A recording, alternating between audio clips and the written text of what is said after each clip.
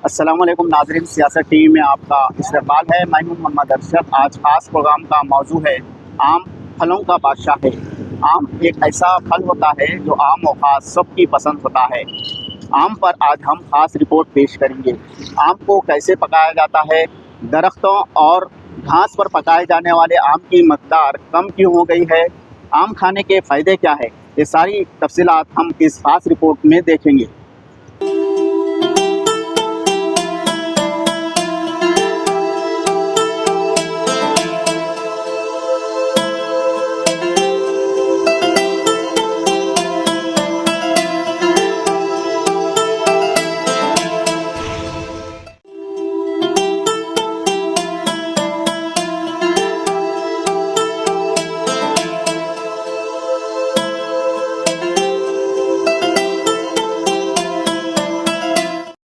आम का सीज़न मौसम गर्मा में आता है।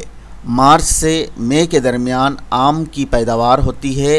इन 3 महीनों के दौरान आम की तिजारत और ख़रीदो फ़रोख्त उरूज पर होती है। गर्मा के दिनों में हैदराबाद के चौराहों और हर नुक्कड़ पर आम की बंडियां लगाई जाती है। इसके अलावा दुकानों पर आम फ़रोख्त होता है। जब आम मार्केट में आता है तो दूसरे फलों की अहमियत कम हो जाती है और लोग ज़्यादातर आम की ही ख़रीदारी करते हैं। आम के सीज़न में फ्रूट मार्केट में गोया आम की बादशाहियत होती है। दुकानदार और व्यापारी ये आम बाटा सिंगारम से ख़रीद कर लाते हैं।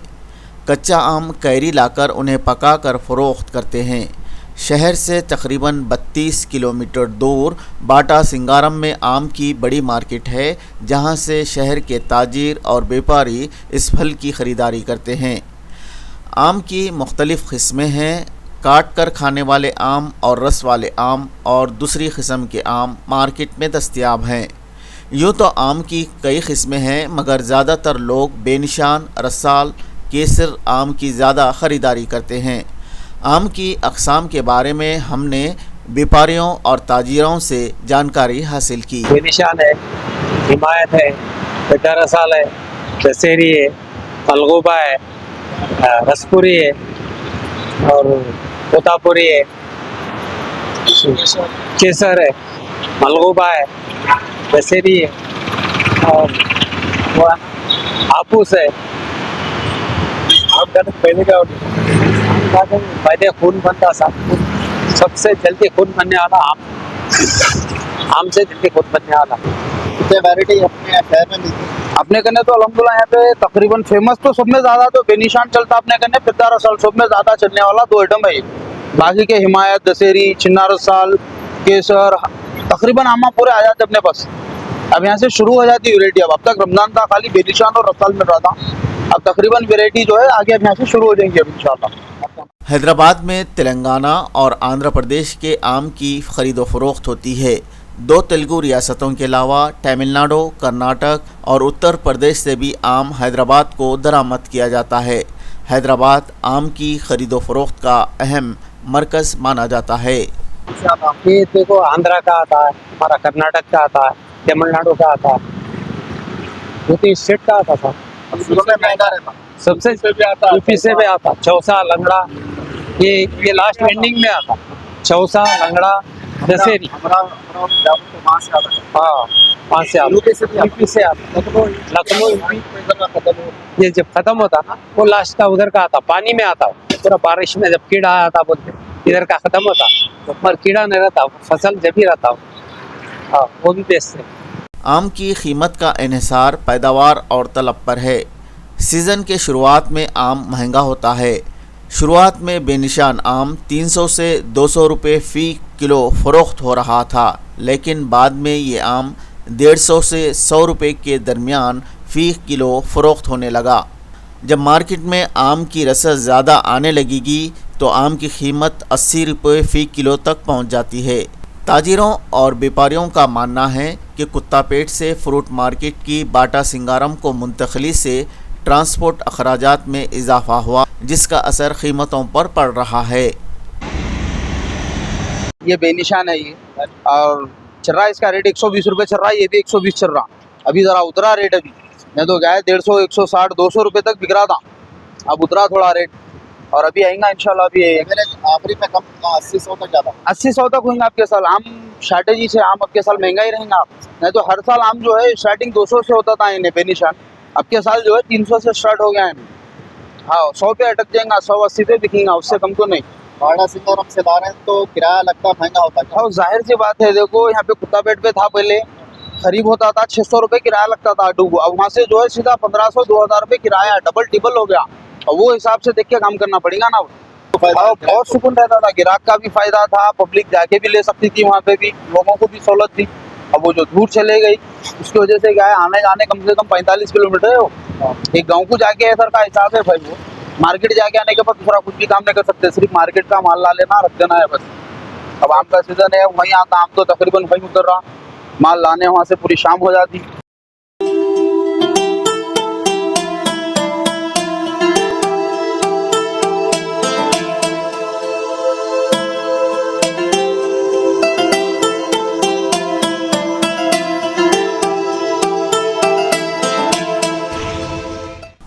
आम को कैसे पकाकर खाया जाए। दरख्त पर पके हुए या घास में पके हुए आम बहुत कम जगह मिलेंगे। आजकल आम को एसी में कागज़ में रखकर पकाया जा रहा है। ममनुआ चीज़ों या केमिकल से आम को पकाने पर पाबंदी है। ग्राहकों को मशवरा दिया गया कि वो आम की ख़रीदारी के मामले में दुकानदारों से आम के पकाने के बारे में जानकारी के बाद उसकी ख़रीदारी करें। और आम के जो है आप ऐसा करिए, अगर आप बाज़ार में आम लेने जाएंगे तो कारपेट का पका हुआ या केमिकल का पका हुआ मत लीजिए, क्योंकि उसमें दूसरे आप खाने से उसमें साइड इफ़ेक्ट होंगे या दूसरे अमराज आपको लाक होने का अंदेशा रहता है। बेहतर ये है कि बाग का पका हुआ आम आप खाएंगे तो वो ज़्यादा अच्छा है। दूसरा ये कि अगर आप कच्ची कैरी लेकर अपने घास में अपने घर में पकाकर आप खाएंगे तो वो ज़्यादा मुफीद है। कैसा पकाने जो कच्ची करें इसको इसी चक्कर में पकाने लीगल है, इसी पकाते पकाने का तरीका क्या है? इसी चम्मच में पकाते, इसी चम्मच उससे पकाते ऐसे जी। ये पेपर लपड़ते थोड़ा, बगैर पेपर का भी आता, पेपर का भी आता। हाँ वो गुड़िया वो बरखा से होगा सब 10-12 साल होगा। हाँ वो खाने से कुछ नुकसान नहीं नहीं अब ले जाके लोग आम से पानी निकालते नहीं, वो पहले कारपेट डालते थे, 10-12 साल पहले था वो, अब नहीं, 10-12 साल पहले था। आम को क़ुव्वत बख्श ग़िज़ा कहा जाता है। इस फल में मुख्तलिफ़ किस्म के विटामिन्स पाए जाते हैं। आम में विटामिन सी, ए, बी और 6 पाया जाता है। इसके अलावा इसमें विटामिन के और ई भी पाया जाता है। आम में फ़ाइबर, पोटेशियम और एंटीऑक्सीडेंट अज़्ज़ा पाए जाते हैं। इस फल की खुसूसियत यह है कि इसके खाने के बाद जिस्म में फ़ौरी खून तैयार होता है।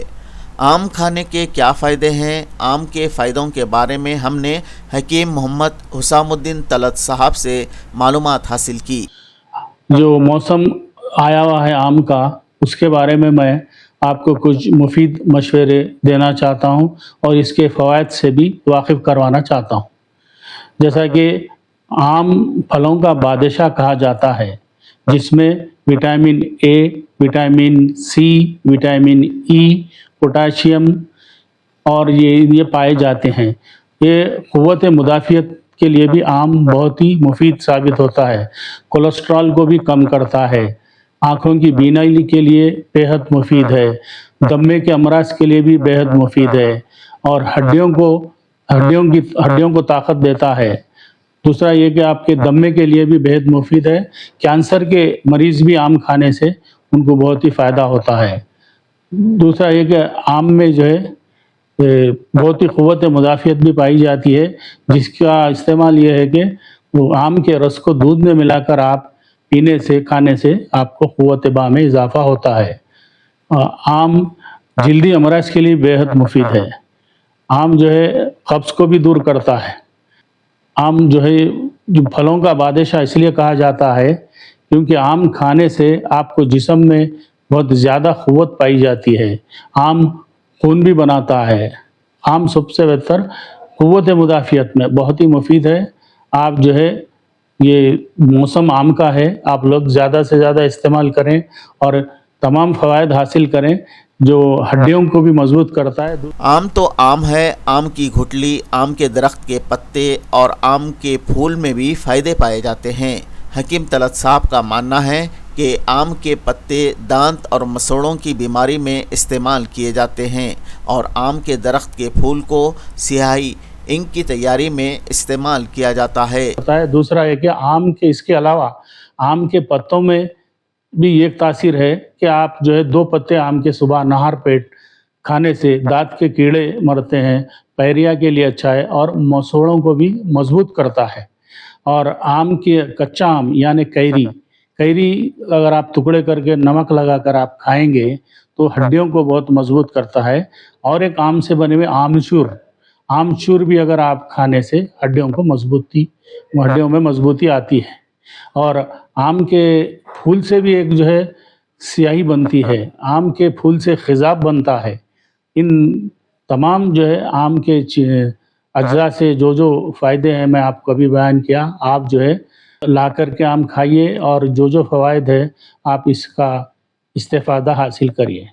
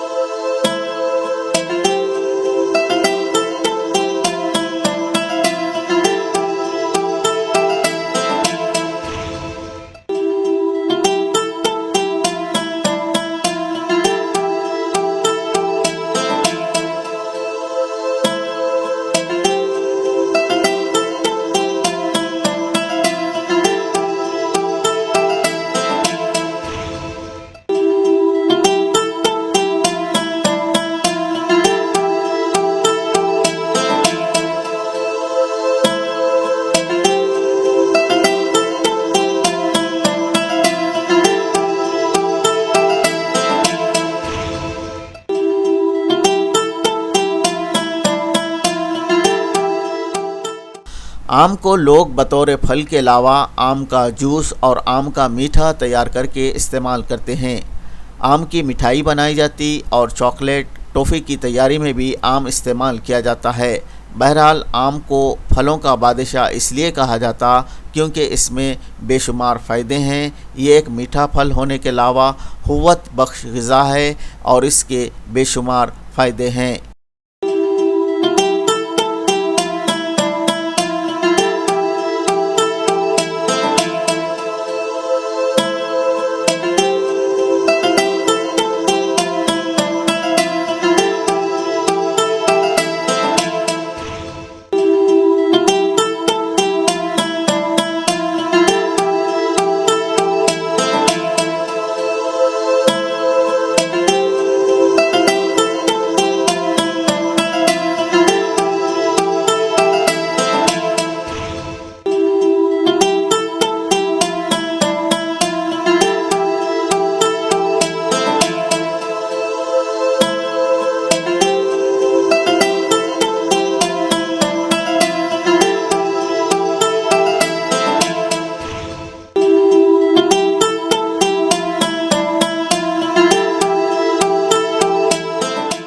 आम की किस्में, आम खाने के फ़ायदे क्या हैं, आम के ताल्लुक़ से आपने इस सारी तफसीलात का इस प्रोग्राम में मुशाहिदा किया।